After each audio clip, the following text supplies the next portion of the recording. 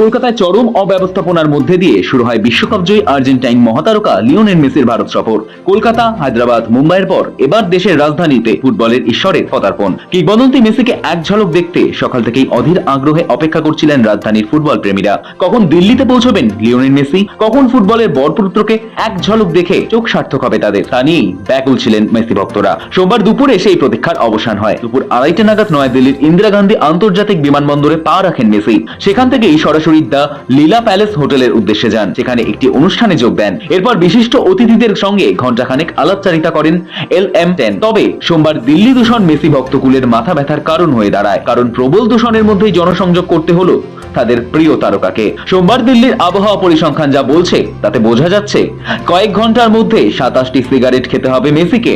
দিল্লির বাতাসে নিঃশ্বাস নেবা মানে একদিনে 27টি সিগারেট খাওয়ার সমতুল্য। সেই পরিস্থিতিতেই দিল্লি সফরে যান মেসি। অবশেষে বিকেল 4:40 নাগাদ স্টেডিয়ামে ঢোকেন মেসি। বিশ্ব ফুটবলের মহাতারকাকে দেখে উচ্ছ্বাসে ফেটে পড়েন ভক্তরা।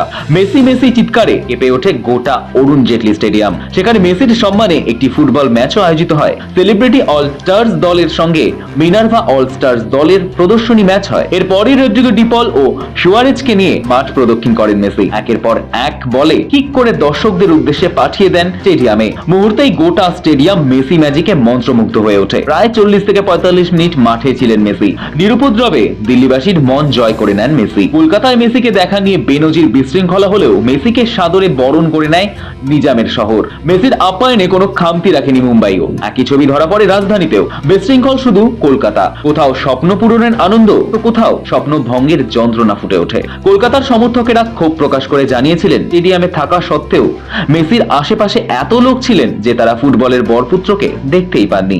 অথচ তার ঠিক বিপরীত চিত্র দেখা গিয়েছে হায়দ্রাবাদ, মুম্বাই ও রাজধানীতে। মেসি যতক্ষণ মাঠে ছিলেন ততক্ষণ পুরো নজর ছিল তার দিকেই। গোটা উন্মাদনা যাতে মেসিকে নিয়েই হয় সেই ব্যবস্থা করা হয়েছিল।